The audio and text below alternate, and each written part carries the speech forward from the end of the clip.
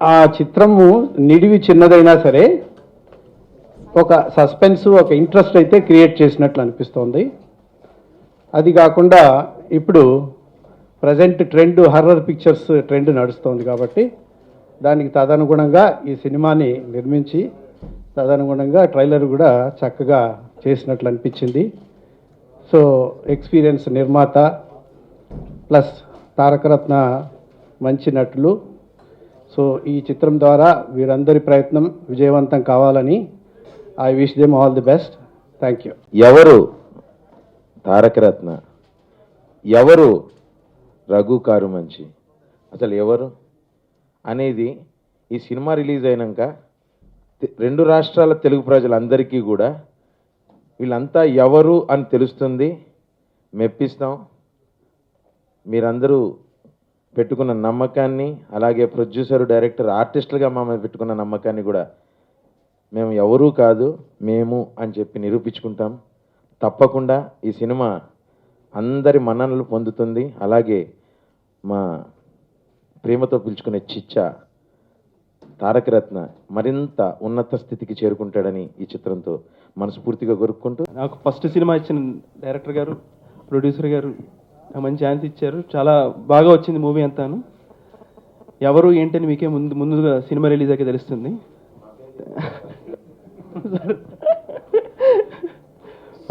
అందరూ ఒక కుటుంబ సభ్యులం. మన హీరో గారు తారక్ గారు, రెండో హీరో గారు రఘు గారు. Thank you very much.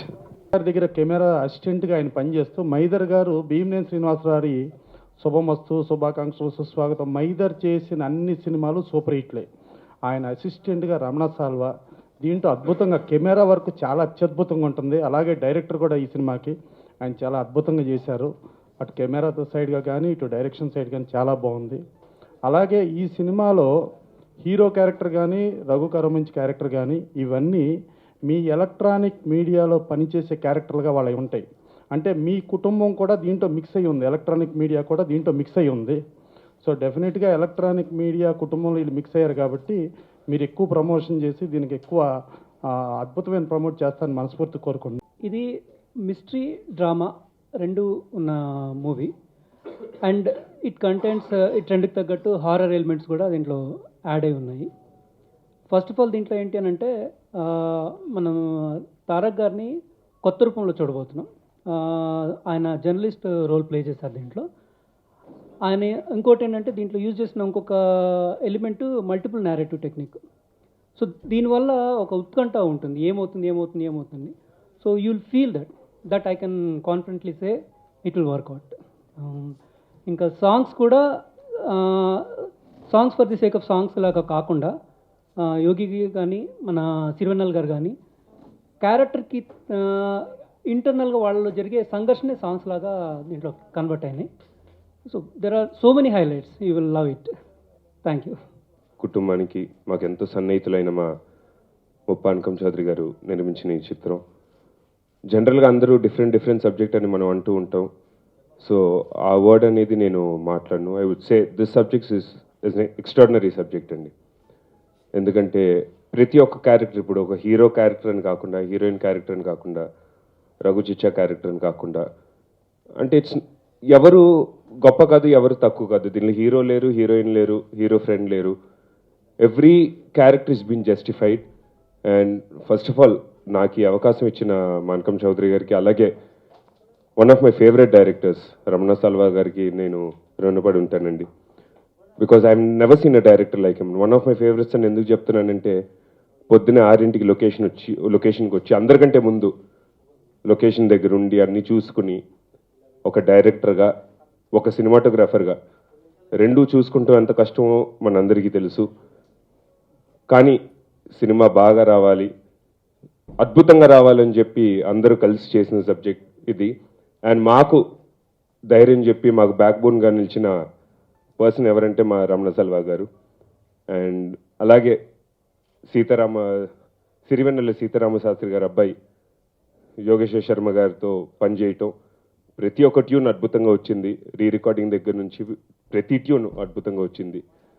So ఈ సినిమా అనేది మా ఆర్టిస్టులకి, అంటే అందుకని చెప్తున్నాను, హీరో హీరోయిన్ అని కాకుండా మా ఆర్టిస్టులకి మైల్ స్టోన్గా నిలుస్తుందని చెప్పి మీ అందరికి తెలియజేసుకుంటూ, మీరందరూ కూడా ఈ సినిమాని ఆశీర్వదించి దీన్ని పెద్ద హిట్ చేయాలి. అలాగే మా అంకం చౌదరి గారికి, మా రమణ సల్వా గారికి ఇంకెన్నో అద్భుతమైన సినిమాలు రావాలని మనస్ఫూర్తిగా దేవుని కోరుకుంటూ సెలవు తీసుకుంటున్నాను. Thank you so much.